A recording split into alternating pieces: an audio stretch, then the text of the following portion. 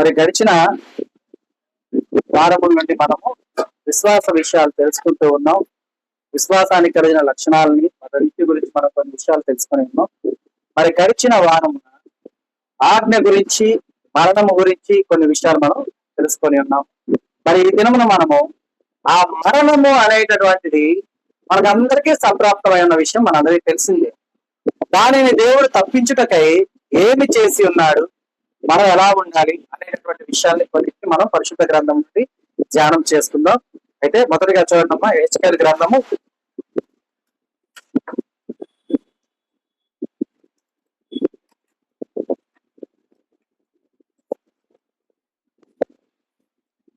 18వ అధ్యాయము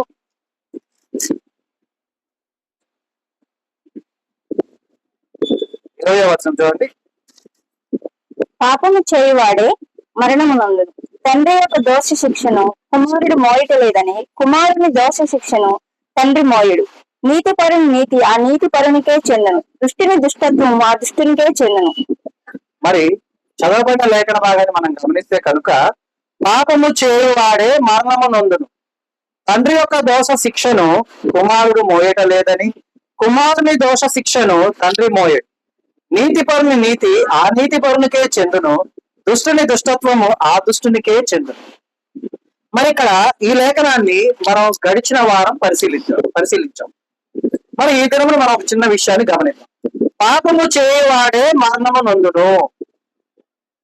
ఓకేనా? మరి పుట్టిన బిడ్డ పాపం చేస్తాడా? పుట్టిన వెంటనే చేయడు. కానీ వాటి మీద పాపభారం మోపబడింది కదా. కానీ ఇక్కడ వ్రాసిన లేఖనాన్ని మనం గమనిస్తే ఏమన్నామా, పాపము చేయవాడే మరణము నొందును. తండ్రి యొక్క దోష శిక్షను కుమారుడు మోయడు. అంటే తండ్రి యొక్క దోషం, అంటే మన మీద ఉన్నటువంటి దోషం, ఆ యొక్క శిక్ష ఎవరైతే పాపం చేస్తున్నారో వారు మాత్రమే అనుభవిస్తారు అని లేఖనము చెప్తూ ఉన్నారు. అయితే ఈ మరణము అనేది సమస్త జన్మకి సంప్రాప్తమై ఉన్నది. ఎలాగమై ఉన్నది చూడండి. రోమాపత్రిక, అపోస్తలుడైన పౌలు రోమిలకు రాసిన పత్రిక 5వ అధ్యాయము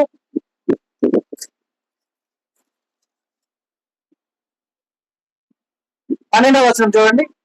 ఇట్లుండగా ఒక మనుషుని ద్వారా పాపము ద్వారా మరణమును లోకములో ఎలాగ ప్రవేశించినో అలాగనే మనుషులందరూ పాపం చేసినందున మరణం అందరికీ సంప్రాప్తమైన. ఎట్లుండగా మనం చదువుకున్న లేఖనాన్ని పరిశీలిస్తాం. ముందు చదువుతా చూడండి. పాపము చేయవాడే మరణము నొందును. ఓకేనా? అయితే తండ్రి యొక్క దోష శిక్షను కుమారుడు మోయట లేదని కుమారుని దోష శిక్షను తండ్రి మోయడు. ఓకేనా? దోష శిక్ష ఆ యొక్క పరిస్థితులు క్యారీ ఫార్వర్డ్ అవ్వట్లేదని చెప్తూ ఉన్నారు శిక్ష. అయితే ఇట్లుండగా ఎలాగా, ఎవరైతే పాపం చేశారో వారి పాపరైన శిక్ష వారు మాత్రమే అనుభవించాలి. అది అలా ఉండగా ఒక మనుష్యుని ద్వారా పాపము ద్వారా మరణమును లోకములో ఎలాగూ ప్రవేశించెనో. మరి ఈ లోకములో ప్రవేశించినటువంటి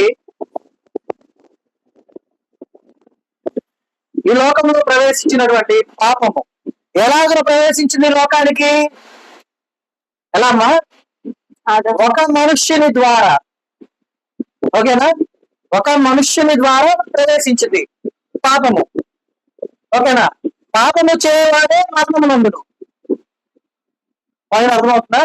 పాపము చేయవాడే ఏం పొందుతాడు? మరణము నొందును. అయితే ఇక్కడ పాయింట్ ఏంటంటే, మనము ఒక మనుషుని ద్వారా పాపము లోకానికి వచ్చి ఉండగా ఆ మనుషుడు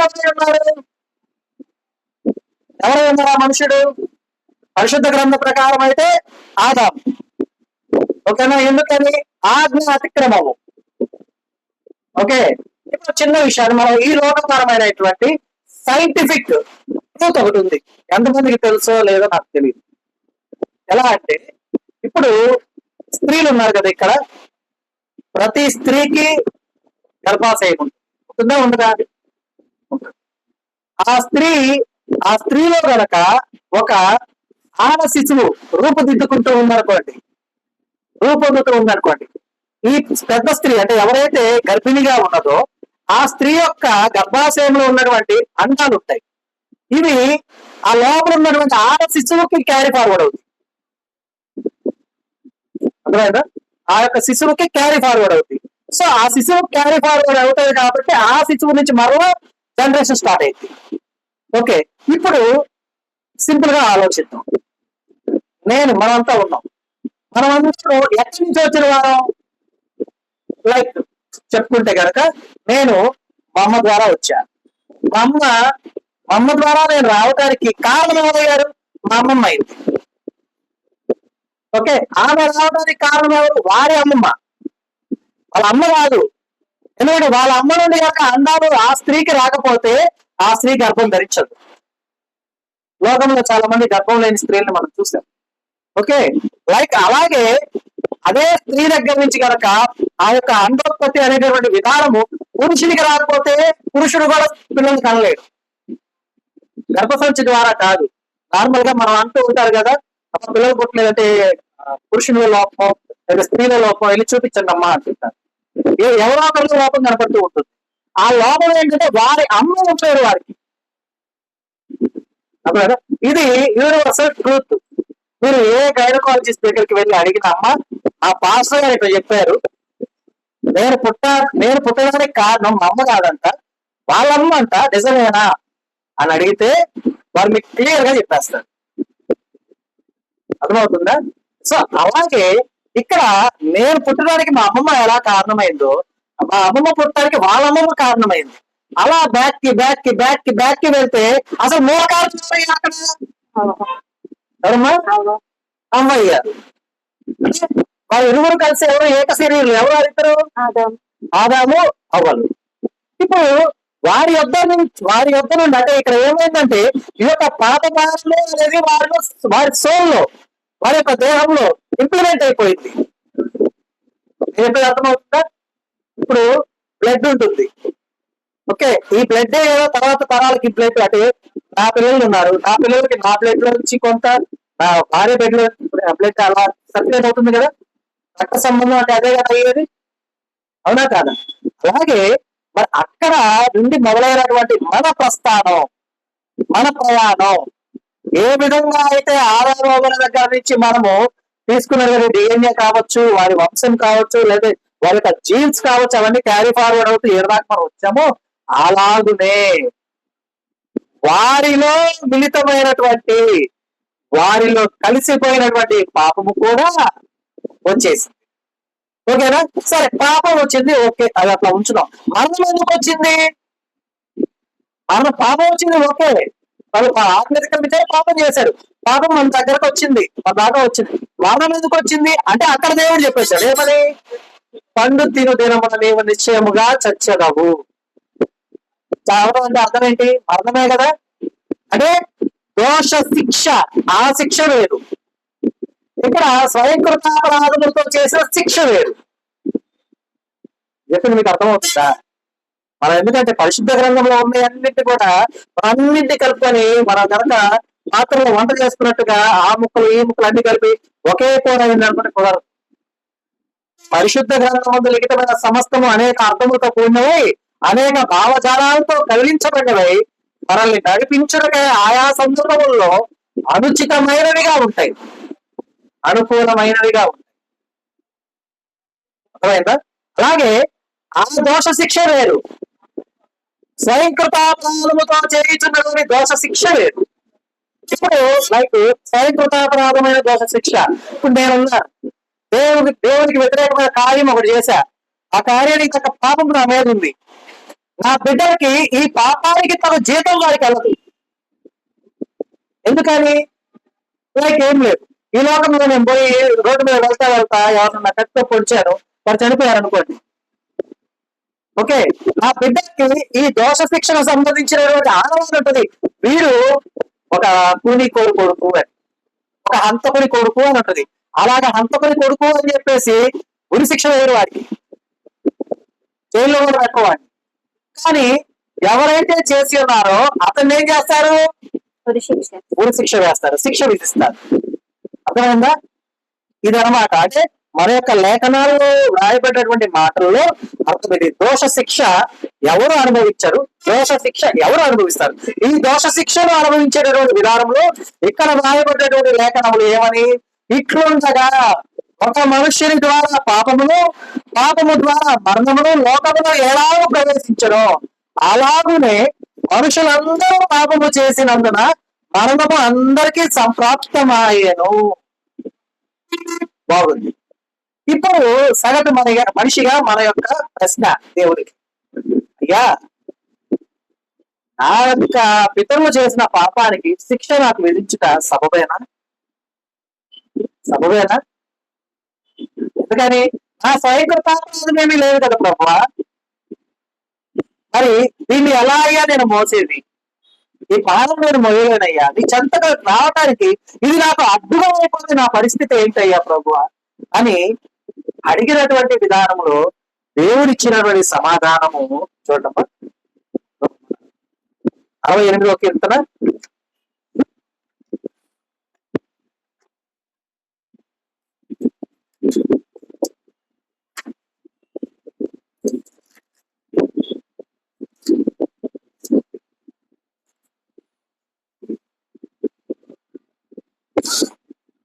20వ వచనం చూడండి. దేవుడు మా పక్షమున పూర్ణ రక్షణ కలుగుజేయి దేవుడై ఉన్నాడు. మరణము తప్పించుట ప్రభు అయిన యెహోవా వశము. మరణము తప్పించుట ప్రభు అయిన యెహోవా వశము. ఈ యొక్క మాటను పట్టుకొని ఇష్టానుసారంగా జీవించే అనేకమైన క్రైస్తవులు ఉన్నారు. ఎలా చెప్పంటారా? పాపం చేయటం, ఈ లేఖనాన్ని ఇంప్లిమెంట్ చేసుకుంటాం, కానీ అది కుదరదు. దేవుని యొక్క శాసనములు అనేటటువంటివి ఏమైతే ఉన్నాయో అవన్నీ కూడా పర్ఫెక్ట్ గా వర్క్ చేసేవి. ఎలా తెలుసా? మన గోడ గడియారం మనకు తెలుసా లేదా? గోడ గడియారంలో ఎన్ని ముళ్ళు ఉంటాయి? ఎన్ని ముళ్ళు ఉంటాయి? ఏంటంటేమ్మా? 3 ముళ్ళు ఉంటాయి. 3 ఉంటాయి. ఆ 3 ముళ్ళను సరైన సమయంలో కదిలించడానికి లోపల బ్యాక్ సైడ్ లో వెనక పక్క ఎన్ని గేర్స్ ఉంటాయో తెలుసా? గేర్స్ అంటే ఏంటి? చక్రాలు లాగా ఉంటాయి. అవి ఎన్ని ఉంటాయో తెలుసా? ఒకదానికి ఒకటి అన్ని అనుసంధానమై ఉంటాయి. అది లోపల ఎన్ని ఉంటాయో అన్ని కలిసి ఉంటాయి. ఒకే సమయంలో అవన్నీ కదులుతా ఉంటాయి. అయితే ఒకే సమయంలో అన్ని కదులుతా ఉంటే మన నిమిషాల ముళ్ళు ఎందుకు స్పీడ్ గా వెళ్ళిపోద్ది? లైక్ సెకండ్స్ ముళ్ళు ఎందుకు స్పీడ్ గా వెళ్తుంది? నిమిషాల ముళ్ళు ఎందుకు దానికన్నా కొంచెం స్లోగా వెళ్తుంది? గంటలు చూపించే ముళ్ళు ఎందుకు రెండింటికన్నా స్లోగా వెళ్తుంది? లోపల అన్ని ఒకే విధంగా కదిలించబడుతూ ఉండగా గడియారంలో ముళ్ళని స్పీడ్ గా వెళ్తారు కదా. ఒక్కొక్క దానికి ఒక్కొక్క గేర్ ఏం లేదుగా, సపరేట్ విడివిడిగా ఏం లేవు కదా. ఒక్కొక్కటి ఒక్క విధంగా చూపించారు ఉన్నాయా? లేదు. ఓకే, అవి ఏ విధంగా మన కంటికి కనపడకుండా మనకు అవసరమైన దాన్ని చూపిస్తున్నాయో అలాగే దేవుని యొక్క శాసనాలు మన కంటికి కనపడేవి, మన మైండ్ కి అర్థమయ్యేది అర్థమైందా? మరణము తప్పించడం ప్రభు అయిన యెహోవా వశమే. తప్పిస్తాడు ఆయన. ఇక్కడ మరణము తప్పించాడు అంటే అర్థం ఏంటంటే నీ మీద ఉన్న పాపాన్ని కొట్టివేశాడు అని అర్థం. ఎప్పుడు కొట్టివేస్తాడు? దానికి మన కంటిన్యూషన్ లో వస్తుంది. అయితే చూడండి, దేవుడు మా పక్షాన పూర్ణ రక్షణ కలుగజే దేవుడై ఉన్నాడు. ఇది స్వయంకృతాపరాధములతో చేసిన సమస్త విషయం గురించి కాదు. ఒక మనుషుని ద్వారా వచ్చిన పాపం ఉంది కదా, అది నీకు నాకు తెలిసింది కాదు, కావాలని చేసింది కాదు. అందు నిమిత్తమై దేవుడు ఏం చేస్తున్నాడు? మన పక్షాన పూర్ణ రక్షణ కలుగజేస్తూ ఉన్నాడు. మరణము తప్పించిన ప్రభు అయిన యెహోవా వశమై ఉంది. అంటే మనకు సంప్రాప్తమైన మరణమును ఆయన తప్పిస్తాడు, అందులో నో డౌట్. అయితే ఎప్పుడు ఆయన చెంతకు మనం వచ్చినప్పుడు ఆయన అన్ని కూడా తప్పించేస్తాడు. అది ఎలాగో అనేది మనకు బాగా తెలుసు. ఆ మరణాన్ని ఎలా తప్పించాడు అనేది మనకు బాగా తెలుసు.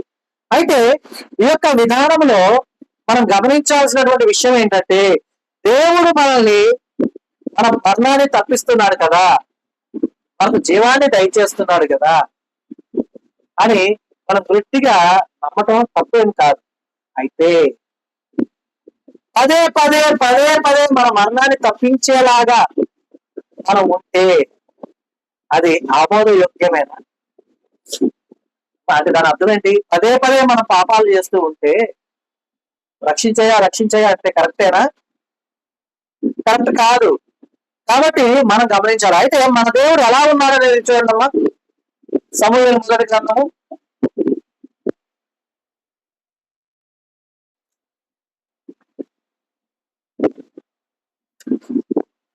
సమూయేలు మొదటి గ్రంథము 2వ అధ్యాయము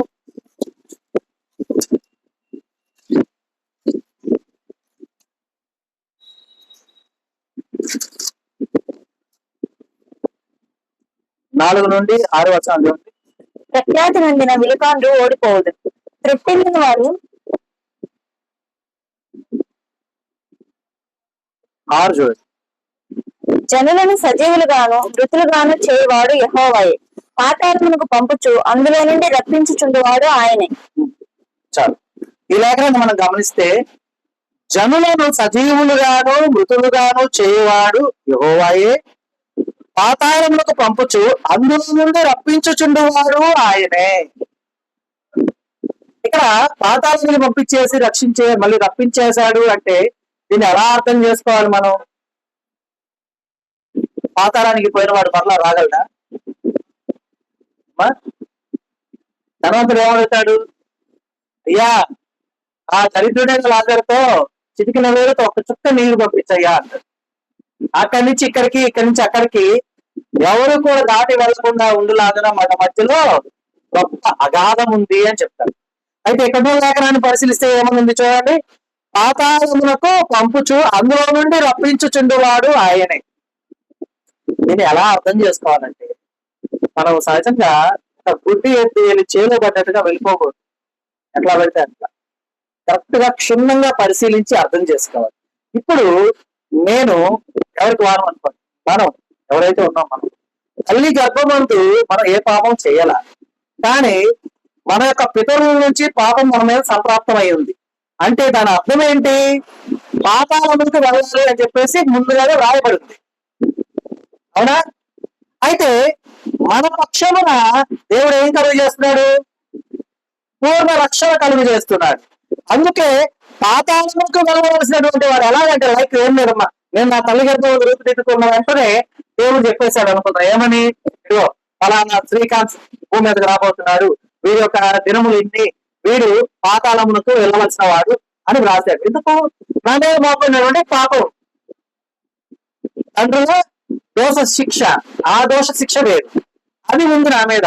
ఆ యొక్క దోషానికి సరిపడిన శిక్ష నా మీద ఉండబట్టి నా యొక్క గమ్యస్థానం ఏమైంది? అక్కడ ఏమైంది? పాతాళమైంది. అంటే లైక్ నేను సజీవుడిగా ఈ భూమి మీద తిరుగుతున్నా కూడా ఆ యొక్క స్థానం పాతాళం. అంటే పాతాళములకు పంపుచు అంటే నేను వెళ్ళవలసిన వాడు, ఓకేనా? అందులో నుండి రప్పించుచుండువాడు ఆయనే. 15 సంవత్సరాల తర్వాత రక్షణ ఇవ్వడం జరిగింది. రక్షణ తీసుకున్న తర్వాత నిత్యరాజ వారసత్వం రావడం జరిగింది. నిత్యరాజ వారసత్వం వచ్చింది అని ఆ బ్రాకెట్ లో రాసిన వెంటనే మళ్ళీ నన్ను తీసుకొచ్చి నిత్యరాజ్యంలో వేరు. అక్కడికి వెళ్ళడానికి తగు మాత్రమైనటువంటి విధానాన్ని నేను కలిగి ఉన్నాను. అదేనా? అలాగా నిలబెట్టుకున్న విధానంలో అప్పుడు అందులో నుంచి రప్పించువాడు. ఎక్కడి నుంచి? పాతాళం నుంచి రప్పించేవాడు. అంటే పాతాళము అంటే మరణానికి సాదృశ్యంగా ఉంది. మరణము తప్పించుట ఎవరి వశమైంది?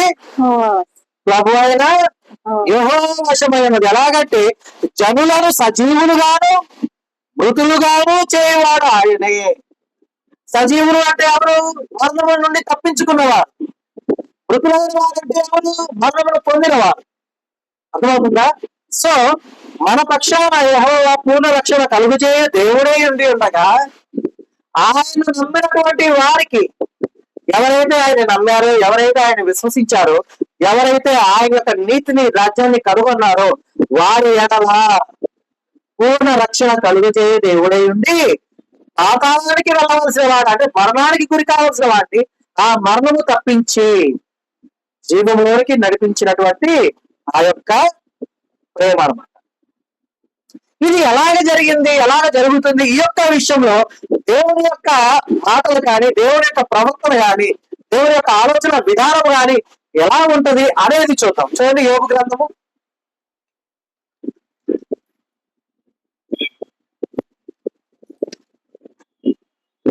2వ అధ్యాయం చూడండి,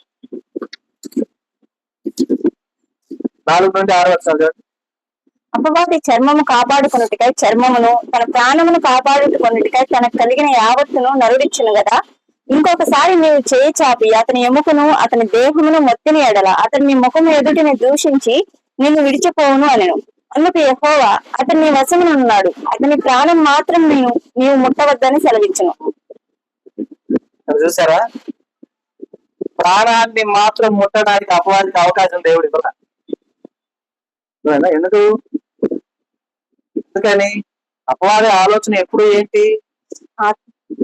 ఎంతమందిని పాతాళానికి తీసుకెళ్లాలా అని ఆలోచిస్తూ ఉంటాడు, అవునా? అందుకనే అపవాది వచ్చే వాడి తెలివిని ఇక్కడ మనం పరిశీలిద్దాం. అపవాది యొక్క తెలివి, ఎందుకంటే ఇక్కడ మన లోక సామెత ఉంటుంది, ఒకరిని తిట్టకుండానే తిట్టాలి అంటే ఏమి లేదు. వారి పక్కన ఉన్న వాళ్ళని మంచివాడు అంటే చాలు, పక్కన తిట్టినట్టే లెక్క, అవునా కదా? అలాగే అపవాది దేవుడే అవకాశం ఇచ్చారు, ఆ అవకాశాన్ని దుర్వినియోగం చేద్దామని ఉద్దేశంతో వాళ్ళు అడుగుతున్నారు. ఏమని అపవాది అంటున్నారు చూడండి, చర్మము కాపాడుకున్నటకై చర్మమును, తన ప్రాణమును కాపాడుకున్నటకై తనకు కలిగినది యావత్తును నెరవేర్చును. ఇక్కడ వారు ఉపయోగించారు, ఏమన్నారు? ప్రాణము అనే మాటను వాడే. అంటే అపవాది యొక్క కుయుక్తి ఆలోచించండి. మామూలుగా అయితే ప్రాణము అని వాడాల్సిన పని లేదు. అయ్యా బాగా నల్లగొట్టు ప్రభు, అప్పుడు నిన్ను అనేసి పోతాడేమో చూద్దాం అని అనొచ్చు. కానీ ఏమంటున్నాడు? ప్రాణమును కాపాడుకున్నట్టుకై తనకు కలిగిన యావత్తును ఇస్తాడు నరుడు అంటూ, ఇంకొకసారి నీవు చేయి చాపి అతని ఎముకలను అతని దేహమును మొత్తిన అతడు నీ ముఖము ఎదుటే దూషించి నిన్ను విడిచి పోవును అన్నాడు. అయితే దేవుడు ఏమన్నా తెలివి లేని వాడమ్మా? సమస్త తెలివులకు కారణభూతి,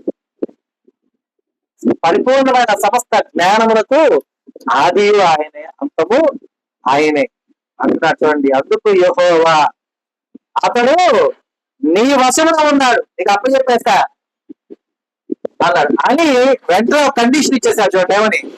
అతని ప్రాణము మాత్రము నీవు ముట్టవద్దని సెలవిచ్చాను. ఏమన్నాడు దేవుడు? ప్రాణాన్ని తాకడానికి లేదు, అతను నీకు అప్పచెప్పా, అతను ఏం చేస్తావు చేసుకో, ప్రాణము పోయిందా నీకుంది లేదమ్మా. ఆల్రెడీ సింహాసనం కోరుకుంటేనే ఇస్త్రీ భూమి మీద వేశాడు దేవుడు. ఇప్పుడు దేవుడు చెప్పింది చేయకపోతే తీసుకెళ్ళిపోయి అకాల గ్రహంలో వేస్తే 300 సంవత్సరాలు 200 సంవత్సరాలు పట్టు దాటించడానికి రావాలి అంతేనా? అంతే కదా. మరి అబ్బాయికి వెహికల్ కూడా ఉండదేమో, అది ఎంత బాగా నేరాడ పడేది అయ్యా అని చెప్పేసి చూడంటాడు బేబీ కాబట్టి.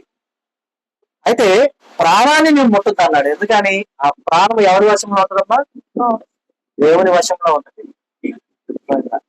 ఆ యొక్క యోగు గారి ప్రాణమే కాదు, నీ ప్రాణము, నా ప్రాణము, సమస్త జనుల ప్రాణములన్నీ కూడా దేవుని యొక్క అధీనంలో ఉంటాయి, ఆయన చేతిలో ఉంటాయి, అవునా? అందుకే దేవుడు అంటాడు కదా, ఏమంటాడమ్మా?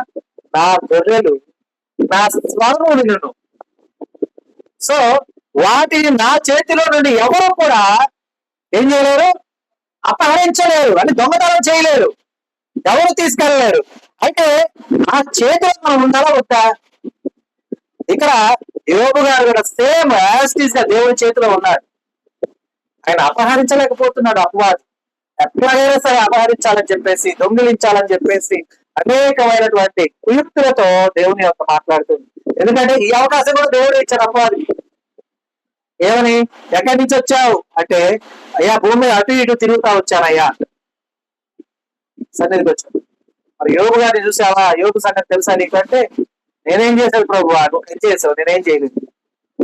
అతని చేతిలో కష్టాన్ని దీవించావు, అతన్ని దీవించావు, సమృద్ధిగా సమస్తం ఇచ్చావు, నేనేం చేయగలను అంటే అపవాదికి అవకాశం దేవుడు ఇచ్చాడు. ఆఖరికి 9వ వచనంలో చూడండి, అతని భార్య వచ్చి, నీవు ఇంకనూ యథార్థతను వదలకపోయిందివా, దేవుని దూషించి మరణం కమ్మనను. అందుకు అతని భార్య వచ్చి మరలా అంటుంది, ఏమంటుంది?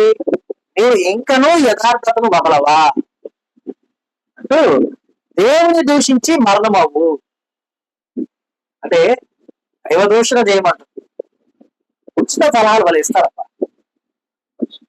తింటావా తినవా ఈ పండు పాప మిమ్మల్ని ఎవరు నవ్వట్లేదు, ఎవరు వాళ్ళు జస్ట్ చెప్తున్నా. అక్కడేమో ఎవరు ఏదైనా వాళ్ళలో ఎవరు అవ్వ ఇంట్లో తిన్నది ఆమె తిరిగి అమ్ము అనొచ్చుగా, అట్ట కుదురుతుంది, తింటావా తినవా అని చెప్పి ఇక్కడేమో ఏమేమంటుంది? దేవుని దూషించి మరణం కమ్మ.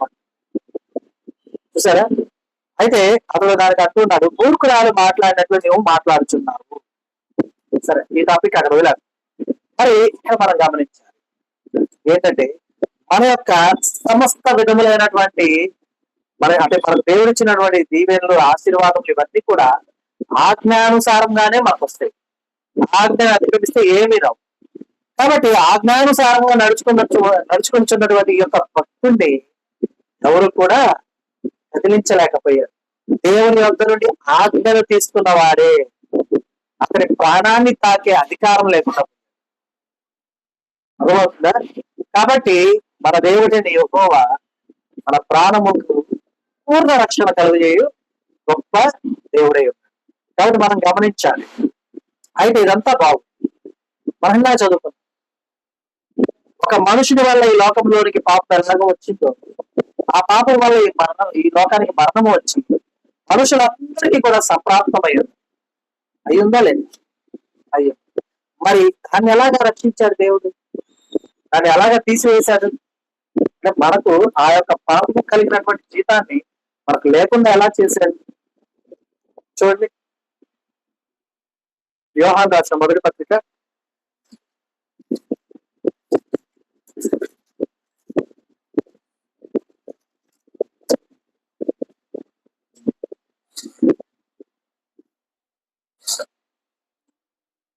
1వ అధ్యాయము 7వ వచనం చూడటమా? అయితే ఆయన వెలుగులో ఉన్న ప్రకారం మనమును వెలుగులో నడిచిన ఎడల మనము అన్యోన్య సహవాసం గలవారమై ఉండుము. అప్పుడు ఆయన కుమారుడైన యేసు రక్తము ప్రతి పాపము నుండి మనల్ని పవిత్రులుగా చేయును.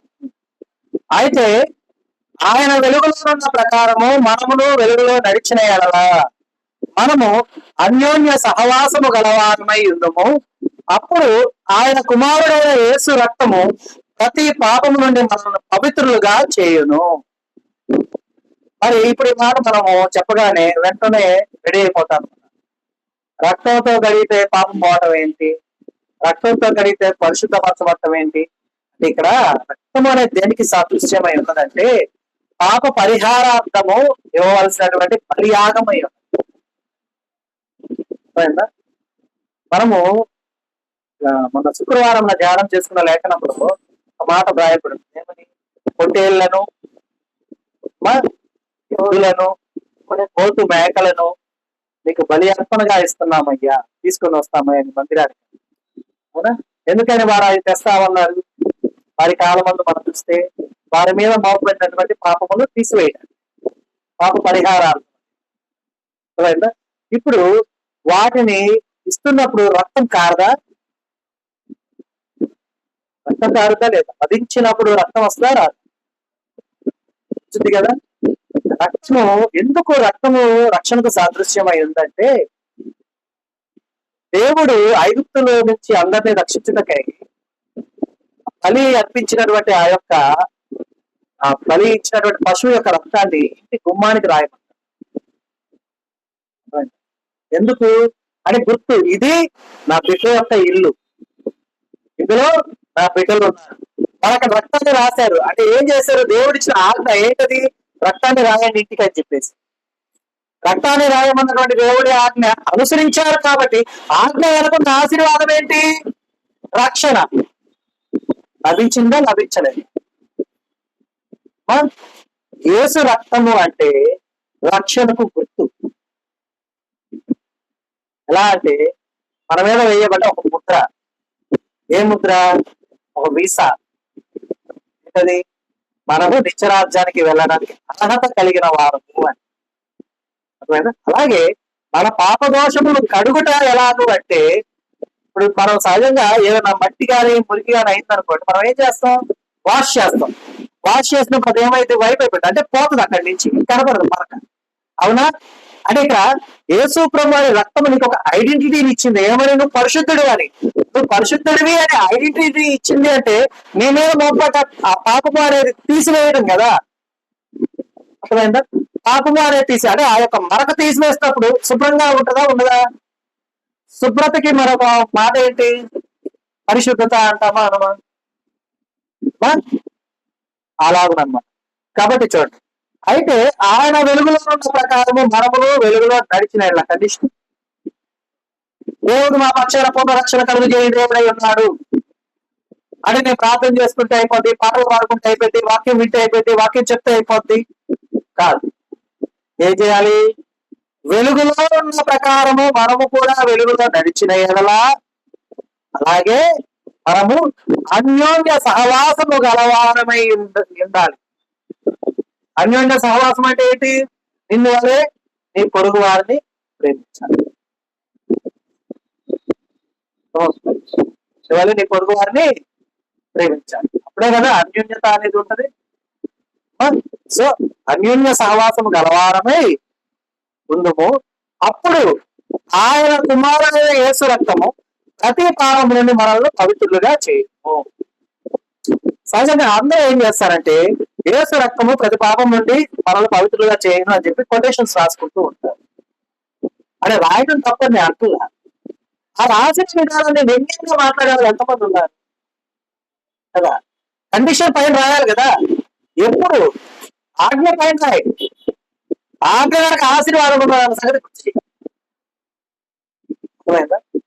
ఎందుకంటే నేను పాపం చేశాను అయితే యేసు రక్తం నన్ను కడిగేసిందని చెప్పి వ్యంగ్యంగా ఉపన్యాసాలు ఇచ్చేవారు అనేకులు ఈ లోకమందు ఉన్నారు. అయితే మన యొక్క అజ్ఞానం, అనాలోచితమైనటువంటి ఆలోచన అదే మన జ్ఞానం అనుకుంటాం అనుకొని యేసు రక్తం ప్రతి పాపం నుండి మనల్ని పరిశుద్ధులుగా చేయడు అని చెప్పేసి మనం ఇంటి వాకిళ్ళ ముందు లేకపోతే మన బండ్ల మీద లేకపోతే రాస్తే అవమానపరిచే వాళ్ళు అనేకులు అనేక విధాలుగా మాట్లాడతారు. కానీ పరిపూర్ణంగా రాస్తే ఎప్పుడైతే నువ్వు వెలుగులో నడుస్తున్నావో, ఎప్పుడైతే నువ్వు అన్యోన్య సహవాసం కలిగిన వారై నిన్ను వారి నీ పొరుగు వారిని ప్రేమించావో, అప్పుడు యేసు రక్తము ప్రతి పాపం నుండి నిన్ను కడుగును, నిన్ను పరిశుద్ధపరచును అని గనక వ్రాస్తే మాట్లాడగలిగిన వారు ఉంటారమ్మా. ఎందుకని దెర్ ఇస్ ఎ కండిషన్.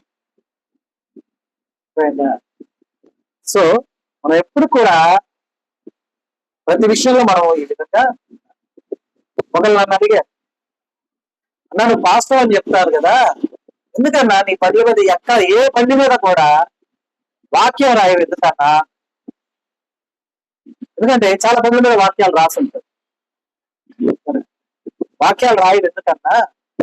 మరి పాస్టర్ గారు అంటారు కదా, చెప్తారు అసలు అలా ఉండవు, రాస్తావు ఎందుకు అని అడిగితే మాట రాస్తాను, నేను రాపిస్తాను. ఓకే, ఇప్పుడు నా బండి బుర్రలో పోతుంది, బుర్ర జిమ్మి వాక్యం మీద. వాక్యం ఎవరు? దేవుడు.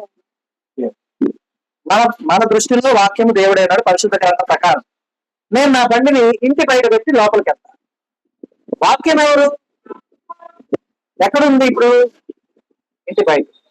వర్షం పడుతుంటే వర్షంలో తడుస్తుంది, ఎండ మెండుగా ఉంటే ఎండలో ఎండుతుంటుంది, పక్షులు ఏమన్నా నడిపోతా ఉంటే అవి పాడు చేస్తాయి అవునా? లేదు నేనే ఒళ్ళు బద్దకం వేసి చూడవాల. ఓకే, ఇక్కడ వాక్యము అనేది ఒక స్టిక్కరే. ఒక స్టిక్కర్ ని అనేకమైనటువంటి మార్పులు చేర్పులు చేసి ఒక వాక్య రూపంలో తీసుకొచ్చి రాశాడు. అక్కడ అర్థం ఏంటి? నా దేవుడు, నా దేవుడిని నేను దుమ్ములోను ధూళిలోను వదిలేసి తొడవకుండా చేయకుండా పడేసి నేను వెళ్తూ ఉంటే నేను వెళ్ళే మార్గంలో బురద పెడితే బురద పడుతుంది, నేను మాత్రం ప్రశాంతంగా కారులో కూర్చుంటే వర్షాన్ని తడవకుండా నా దేవుని లేఖనం మాత్రం బయట వర్షంలో తడుస్తూ, నేను చల్లగా ఏసీ వేసుకుని కారులో వెళ్తూ ఉంటే ఎర్రటి ఎండలో నా దేవుని వాక్యం వేడిగా ఉంటూ, ఇలా ఉంటే నేను పేరుకే క్రైస్తవుని అవుతాను, నిజ క్రైస్తవుని నేను అవ్వను, అందుకే నేను రాయించుకోను అని మీరు గమనించవచ్చు. ఆ బండ్లు వేటి మీద కూడా పిల్లల పేర్లు కూడా అంటే చాలా మంది అంటారు ఇన్ని బండ్లు ఉన్నాయి కదా, ఇన్ని మీద మీ పేర్లు రాసుకుంటే గర్వం. అంటే చాలా మంది రాసుకుంటారు కదా ఇలా ఇంటి పేరు. అజ్ఞానంగా ఉన్నప్పుడు ఒకసారి రాశా. అజ్ఞానం అంటే అర్థం తెలియనప్పుడు అప్పుడు రాయించా. అంటే దేవుని వాక్యం రాపించలేదు, పేరై రాపించారు అన్నమాట. కానీ మర్మమైన విషయం తెలిసిన తర్వాత అది రాయించడం కన్నా కూడా దాన్ని పాటించడం ముఖ్యం. అవునా? ఈ మాట నేను అడిగి చెప్పాను, వాడికి అర్థం కాదు. అర్థమైందా? అర్థం కాదు. అర్థం కాకపోతే మంచిది అనుకున్నా నేను. అర్థమవుతుందా? సో ఎందుకంటే మనకు తెలియకుండానే మనం ఏం చేస్తామంటే దేవుని అవమానపరిచేటటువంటి పనులు కొన్ని చేస్తాం. మనకు తెలియదు, మనం ఇంటెన్షనల్ గా చేయాలని చేయం. మనం ఏమనుకుంటామంటే దేవుని వాక్యం రాయిస్తే దేవుడి వాక్యం నాకు కాపరా ఉంటది, దేవుడు నాకు ఖర్చు వేస్తాడు అని మనం అనుకోవడంలో తప్పులేదు. కానీ ఆ వాక్యాన్ని నీ వెహికల్ మీద రాపివాక నీ హృదయంలో రాసుకో. నువ్వు ఏ వాక్యం మీద రాయదలుచుకున్నావో నీ ప్రయాణం అంతా కూడా ఆ వాక్యాన్ని నువ్వు అంతరార్థంగా అంటే ఇంటర్నల్ గా నువ్వు హృదయవంతు ధ్యానం చేసుకో. ఏ వాక్యం రాపించాలని కూడా నీకు తెలుస్తుంది కదా, అదే ధ్యానం చేసుకుంటా వెళ్ళి, నెమరు వేసుకుంటా వెళ్ళి. అప్పుడు దేవుడు నీతో మాట్లాడతా. కానీ నువ్వు వాక్యం బండి మీద రాయించుకుని వెళ్తా ఉంటే నువ్వు దేవుడితో మాట్లాడతావు. ఏం చేస్తావు? రాయించుకున్నావు కదా, వెళ్ళిపోతావు. అంతే కదా. గుడ్డి నమ్మకం, దేవుడి వాక్యం ఉంది కదా నన్ను కాపాడుద్దులే అని చెప్పి ఇక గుంట చూడవు, మెట్ట చూడవు, ట్రాఫిక్ చూడవు, ఒడ్డులు సందులు చూడవు, మలుపులు చూడవు, సరదా వెళ్ళిపోతావు. మలుపున్న కాడ మలుపు తెచ్చుకొని నేరుగా వెళ్ళిపోయి ఎదురున్న చెట్టుకో లేదా ఎదురున్న పొలాల్లోకి వెళ్ళిపోతాం. అవసరమా? విలువ ఇవ్వాలి దేవునికి. ఆ విలువ ఇవ్వాల్సిన విధానం ఏంటంటే రాతపూర్వకంగా కాదు, ఎలాగా? ఆచరణ పూర్వకంగా, క్రియారూపాన. గుర్తు పెట్టుకోవాలి. కాబట్టి మనం గమనించాలి. అలాగే మనము ఎప్పుడైతే వెలుగులో నడుస్తామో అప్పుడే మనము దేవుని యొక్క దేవుడిచ్చిన ఆజ్ఞ యొక్క విధానాన్ని కలిగిన వారుగా ఉంటాం. దేవుడిచ్చిన ఆజ్ఞ ఏంటి ఇక్కడ అంటే ఆజ్ఞ ప్రకారం ఆశీర్వాదం ఏంటి ఇచ్చింది? యేసు రక్తము మనల్ని ఏం చేస్తామా? ప్రతి పాపం నుంచి పవిత్రులుగా చేయను అంటే మన మీద మోపడినటువంటి దోష శిక్షను తీసివేయను. ఆ దోష శిక్ష పోవాలి అంటే మనం వెలుగులో నడవాలి, అన్యోన్యమైన సహవాసం కలిగిన వారమే అంటారు. ఇవన్నీ మనం చేయాలంటే ఏంటి? ఆజ్ఞని అనుసరించాలి. లేదా ఆజ్ఞానుసారమైనటువంటి జీవితాన్ని జీవించుట ప్రతి ధర్మికి అనివార్యమైనటువంటి కర్తవ్యం, బాధ్యత. అర్థమవుతుందా? కాబట్టి గమనించాలి. అలాగే చూడమ్మా, ఈ యొక్క మరణము తప్పించే విధానము దేవుడు ఎలా చేసి ఉన్నాడు చూడండి. అపోస్తలుడైన పౌలు హెబ్రీయులకు రాసిన పత్రిక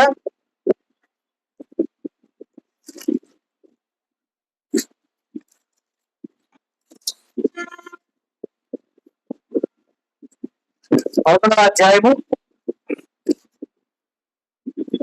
5వ వచనం చూడండి. విశ్వాసమును బట్టి హానోకు మరణం చూడకుండానట్లు కొనుక్కోబడి అతడు కొనుగోబడక మునుపు దేవునికి ఇష్టడై ఉందని సాక్ష్యం పొందిన గాక దేవుడు అతన్ని కొనుపోయిన కనుక అతడు కనబడలేదు. విశ్వాసమును బట్టి హానోకు మరణము చూడల, మరణము చూడకుండానట్లు కొనిపోబడిను. దేవుడు ఆయన తీసుకెళ్తాడు. లేకపోయాను అంటే చనిపోయినట్టే కదా అని చాలా మంది చెప్తారు, తెలివైన వారు. అందుకే మరలా ఇక్కడ వ్రాయడం జరిగింది అనమాట. ఏమని?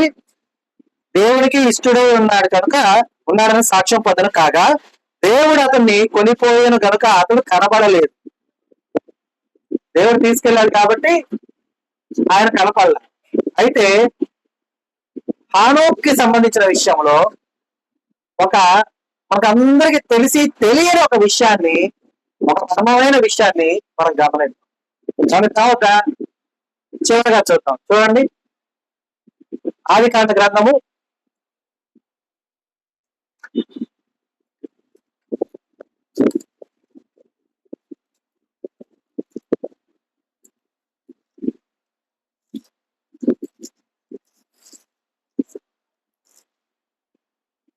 5వ అధ్యాయము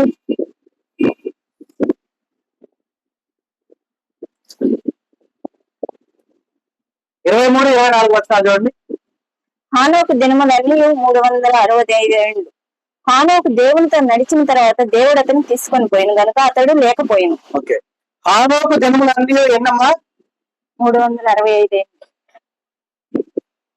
సంవత్సరానికి ఎన్ని రోజులు? 365 days. ఒక సంవత్సరం 365 రోజు అయిన తర్వాత నెంబర్ మారుతుందా? దినాలు ఆగిపోతున్నాయా?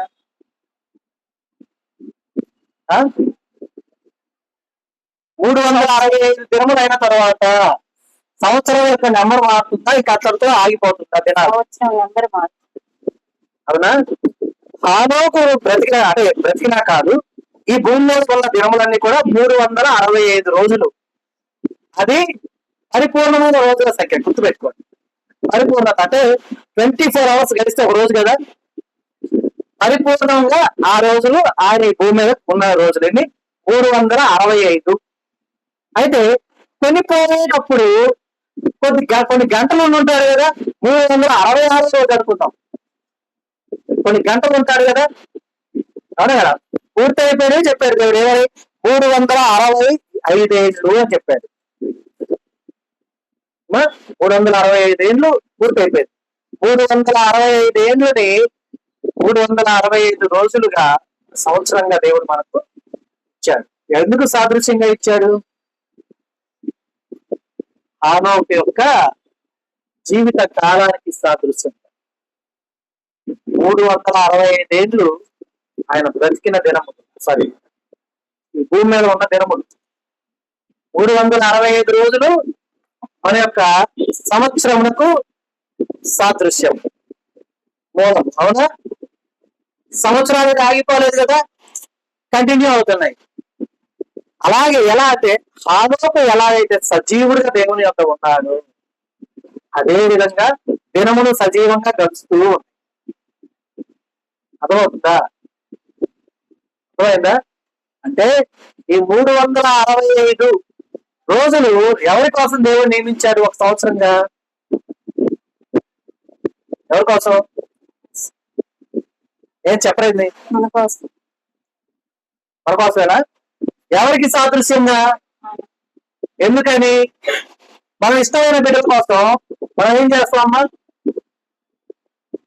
మన పిల్లలు ఇష్టంగా, మనకు చాలా ఇష్టం మన బిడ్డలు, పుట్టినరోజు వస్తుంటే ఒక గిఫ్ట్ ఇస్తామా ఇవ్వమా? ఇస్తాం. అయితే ఆ గిఫ్ట్ ఒక రోజులో ఉండిపోయేది ఇస్తామా? ఎట్లాంటిది ఇస్తాం? ఎప్పటికీ ఉండే విధంగా ఉండాలని చెప్పేసి ఇస్తుంటాం. కానీ మనం వచ్చర్లే, బొమ్మలు కొని ఇచ్చామంటే 3వ రోజు అయిపోతుంది. పాపం తయారు చేయడానికి కూడా వారికి ఎన్నో రోజులు పట్టుంటుంది. ముందుగా దాన్ని అవుట్లైన్స్ గీసుకొని తర్వాత దాన్ని ఎలాగా తయారు చేయాలో దాన్ని అంతా చూసుకొని చేయడానికి ఎన్నో రోజులు పట్టుంటాయి. వారి ఆలోచన క్రియారూపం కార్చిన రోజులు కూడా మన పిల్లలు చూస్తారా? కానీ హానోకు యొక్క విశ్వాసాన్ని దేవుడు ఇష్టపడ్డాడు కాబట్టి ఆయన్ని భూమి మీద ఉంచినటువంటి ఆ యొక్క సంవత్సరములు మనకు దినములు, ఆ సంఖ్యను దినములుగా ఇచ్చి, ఏ విధంగా అయితే హానోకు ఇంకా సజీవుడిగా ఉన్నాడో ఆ విధంగా మనకు సజీవంగా దినములు ఇచ్చాడు దేవుడు. అర్థమైందా? మరి నువ్వు కూడా దేవుడికి ఇష్టమై ఉంటే నీకోసం దేవుడు ఏం చేస్తాడు? ఏమైనా చేయడం. హానోకుని దేవుడు ఇష్టపడ్డాడు, అవునా కదా? తర్వాత ఎవరిని ఇష్టపడ్డాడు దేవుడు?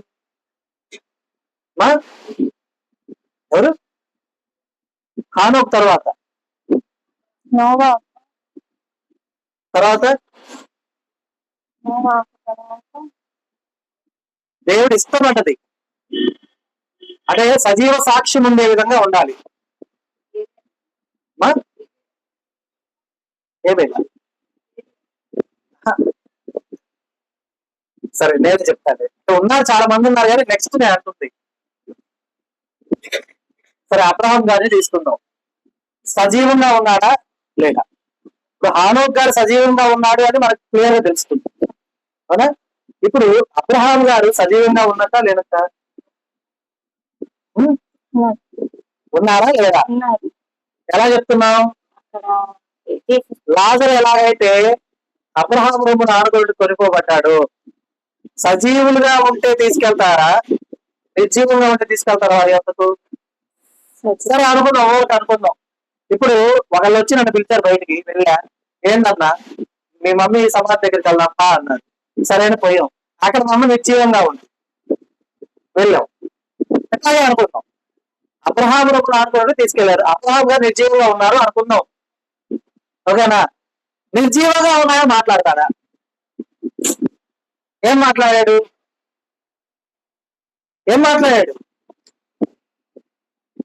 లాజరు అబ్రహాము అనుకున్నట్టుగా దేవదూతం చేత కొనిపోబడ్డాడు. అబ్రహాము గారు నిర్జీవంగా ఉన్నారు అనుకుందాం. నిర్జీవంగా ఉన్న వ్యక్తి మాట్లాడు, సజీవంగా ఉంటేనే మాట్లాడతాడు. సజీవంగా ఉన్న ఆయన ఏం మాట్లాడాడు? ఇలా చెప్తున్నాం, గుర్తులేదు ఎవరికి? ధనవంతుడు ఏమడిగాడు? ఒక్క నీరు పంపిమన్నాడు. అప్పుడు ఏమన్నాడు? ఎవరన్నారు ఈ మాట? అబ్రహాం గారేనా? ఇందులో డౌట్ ఏం లేదుగా, కన్ఫర్మ్. ఓకే, సో ఇష్టపడ్డ వారిని సజీవంగా దేవుడు ఉంచుతాడు. ఎవరు ఇష్టపడితే? దేవుడు ఇష్టపడితే. అయితే దేవుడు ఇష్టపడాలంటే ఎలా ఉండాలి? విశ్వాసంతో ఉండాలి. ఎందుకంటే విశ్వాసము లేకుండా దేవునికి ఇష్టడై ఉండుట అసాధ్యం. ఆ విశ్వాసం ఎలా ఉండాలి? క్రియతో కూడినదై ఉండాలి.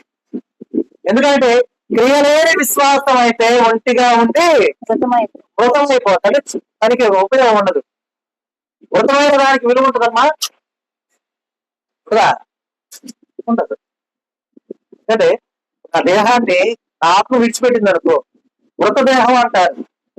మృతదేహం అన్నాక మా అన్న మా గురించి ప్రార్థన చేశాడు, మాకు దేవుడి ద్వారా స్వస్థతలు చాలా చేపించాడు, మా అన్న అనేకమైన సలహాలు ఇచ్చాడు. మా అన్నను ఒక వారం రోజులు ఏడే ఉంచుతామంటే కుదురుద్దా? రెండో రోజు ఉంటారా మీరేనా? ఎందుకని? మా అన్న సజీవంగా ఉన్నప్పుడు సన్నగా ఉన్నాడు, సజీవుడు కానప్పుడు మృతుడైనప్పుడు ఎలా ఉన్నాడు? కళావుడు అయిపోయాడు, అమ్మో అని చెప్పి భయపడి వెళ్ళిపోతాడు కదా, వెళ్తారు. కానీ దేవునికి ఇష్టడై ఉంటే సజీవంగా ఉంటాడు. దేహం మాత్రమే ఈ లోకంలో విడిచిపెట్టేది, అర్థమైందా? దేవుడు ఆత్మని కొనిపోయిన తర్వాత, తీసుకుని వెళ్ళిన తర్వాత దేవుని చెంత చేరిన సమస్తము అందరూ కూడా సంతోష గానాలతో ఉంటారు. పాతాళానికి వెళ్ళిన వాళ్ళు కూడా చూడగలుగుతారు. అర్థమైందా? మనం పరిశుద్ధ గ్రంథంలో చెప్పుకున్నప్పుడు చాలా మంది పాస్టర్లు చెప్పే మాట ఏంటంటే, మా మీ యజమానులు కూడా తీసుకురమ్మా, రక్షణ ఇచ్చేలాగా చెయ్యమ్మా, విశ్వాసంగా ఉండండి అమ్మా, ఇంట్లో అందరూ కుటుంబం అంతా రక్షణ కుటుంబంగా మారండమ్మా అని. ఎందుకంటారు పాస్టర్ గారు? అని మీ ఇంట్లో నుంచి నువ్వు ఒక్కదాని వస్తే దశంభాగం ఒక్కళ్ళవే వస్తుందన్నా, నలుగురు వస్తే నలుగురే వస్తాయన్న. దశంభాగాలు వాస్తవం చెప్పాలంటే దశమ భాగాలు అనేవి పాస్టర్లకి నథింగ్. అందరూ అనేకమైన జనాంగం అంతా కూడా దశమ భాగాల కోసమే చర్చిలు పెట్టారు, దశమ భాగాల కోసమే చేస్తున్నారు అంటారు. కానీ దశమ భాగం అనేది పాస్టర్ గారికి, ఏ సేవకుడికైనా నథింగ్. అది దానివల్ల మనకు ఉపయోగం ఏం లేదు. ఎందుకంటే దానివల్ల ఈ లోకపరమైనటువంటి వాటిని భోగ భాగ్యాలను అనుభవించగలుగుతాడేమో అంతే. వాటి వల్లే దేవుని రాజ్యాన్ని కోల్పోయే పరిస్థితులు కూడా వస్తాయి. అందుకే నిజమైనటువంటి సేవకులు ఎవరు కూడా దశమ భాగాల మీద శ్రద్ధ ఉంచరు, ఆలోచన ఉంచరు. ఓకే, కానీ ఇక్కడ ఎందుకు కుటుంబ రక్షణ గురించి మాట్లాడతారు అంటే, ఇప్పుడు మహిమా దేహాలు కలిగిన తర్వాత కొందరు పాతాళానికి వెళ్తారు, కొందరు ఎక్కడికి వెళ్తారు? రాజ్యానికి వెళ్తారు. వీరు వారిని చూడగలరు, వారు వీరిని చూడగలరు. ఓకే, మహిమా దేహంతో రూపురేఖలతో ఉన్నటువంటి ఒక విశ్వాస అయినటువంటి స్త్రీ నిత్యరాజ్యానికి వెళ్ళి ఆ విశ్వాసి భూమి మీద ఉన్నప్పుడు తాను ఎంతగానో ప్రేమించిన యజమానుడు పాతాళంలో ఉంటే అక్కడి నుంచి ఆ స్త్రీ చూసి తట్టుకోగలుగుతా? ఎందుకు తట్టుకోలేదు? వారి ఏక శరీరులు కాదు. అర్థమైందా? పోనీ ఇక్కడి నుంచి అక్కడికి వెళ్ళిపోతే నిన్ను ఎంతగానో ప్రేమించిన నీ భర్త పాతాళం నుండి నువ్వు సంతోషంగా ఉన్నావని ఆనందించవచ్చు, కానీ తాను అక్కడ లేనందుకు బాధపడతాడా? బాధపడతాడు. ఎందుకని సేవకులంతా కూడా కుటుంబ రక్షణ గురించి ప్రార్థన చేస్తారు. అర్థమైందా? దానికోసమే కానీ వారి యొక్క సంఘంలో సంఖ్య కోసమో, వారి యొక్క సంఘంలో సంఖ్య పెరిగితే వారికి ఎక్కడి నుంచి ఫారెన్ నుంచి వస్తాయి, ఆ నుంచి వస్తాయి, ఏ నుంచి వస్తాయి, ఇవన్నీ ఇప్పుడు కాదు, దాదాపు 10 ఏళ్ల క్రితం సంగతులు ఇవన్నీ. ఇంతకుముందు ఫారెన్ నుంచి ఇచ్చేవాళ్ళు అనేకులకి, కానీ ఇప్పుడు లేదు. మన ఇండియన్ గవర్నమెంట్ ఏం చేస్తుందంటే వారన్నింటినీ కూడా బ్యాన్ చేసింది. ఫారిన్ నుంచి ఏ సంఘానికి ఫండ్స్ రావడానికి కానీ ఇవ్వడానికి కానీ పర్మిషన్ లేదు, రాలేవు కూడా. తర్వాత ఏమైనా మళ్ళీ దాన్ని అమెండ్మెంట్ చేంజ్ చేస్తే మెనీ అవకాశాలు ఉండొచ్చు. అర్థమైందా? కాబట్టి ఎవరు కూడా అనేకులు చెప్పేటటువంటి మాటల్ని విని సేవకుల్ని తప్పకుండా మీరు తప్పుగా అనుకోవాలి. ఎందుకంటే విశ్వాసులే అనేకులు సేవకుల్ని వ్యంగ్యంగా మాట్లాడే వాళ్ళు అనేకులు ఉంటారు తెలుసా. ఆయనకేమండి, ఆయన పాస్టర్ గారికి ఆయనకేమి ఫారెన్ నుంచి డబ్బులు వస్తున్నాయి, ఫారెన్ నుంచి డబ్బులు వస్తున్నాయి అని వ్యంగ్యంగా ఆయన మాట్లాడితే నువ్వు ఎవరిని మాట్లాడుతున్నావు, ఎవరిని తక్కువ చేస్తున్నావు? అర్థమైందా? కాబట్టి మనం ఏ సేవకుడు చెప్పిన వాక్యాన్నైనా విమర్శించకూడదు, ఏ సేవకుడు చెప్పిన విధానాన్నైనా విమర్శించకూడదు. కానీ ఆ వారు చెప్పినటువంటి విధానం నీకు అర్థం కాకపోతే పరిశుద్ధ గ్రంథం అందు దాన్ని పరిశీలించుకొని జాగ్రత్తగా ఆ యొక్క లేఖనానుసారమైన జీవితాన్ని జీవించడానికి ప్రయత్నించి విమర్శించి దూషించి లాగా మాట్లాడటం కరెక్ట్ కాదు. ఎందుకంటే అవన్నీ లెక్కించబడతాయి. అర్థమవుతుందా? ఎందుకంటే దేవుడు జనులను సజీవులుగాను మృతులుగాను చేయగలడు, పాతాళానికి పంపుచూ ఏం చేయగలడు, రప్పించుచూ ఉంటాడు. అర్థమైందా? కాబట్టి మన క్రియలు దేవుని ఎదుట ఆమోదయోగ్యంగా నిందారహితంగా ఉండులాగా మనం ఉండాలి. కనుక ఈ యొక్క విశ్వాసరహితమైనటువంటి ప్రయాణాన్ని మనం కొనసాగించుతూ దేవునికి ఇష్టమైన బిడ్డలుగా ఉండాలంటే దేవుడు ఏ రీతిగా అయితే వెలుగులో ఉన్నాడో మనం వెలుగులో నడుచుచు తర్వాత అన్యోన్య సహవాసము కలిగిన వారమై ఉన్న ఎడల అప్పుడే మన పాప దోషములన్నీ కూడా కొట్టివేయబడతాయి. అప్పుడు యేసు ప్రభు వారి యొక్క రక్తము ప్రతి పాపము నుండి మనల్ని పరిశుద్ధపరచబడుతుంది. కాబట్టి ఈ విషయాన్ని గమనించి గుర్తుంచుకొని దేవుళ్ళు ఎదిగి ఫలించుటకై చాలిన జ్ఞానంతో దేవుడు మనల్ని నింపి నడిపించును కాక. ఆమేన్. దేవుడు మనకు అనుగ్రహించిన తన సత్యవాక్కును బట్టి దేవుడికి కృతజ్ఞతాస్తుతులు చెల్లిస్తున్నాను. దేవుడు తన వాక్యము దీవించాడు.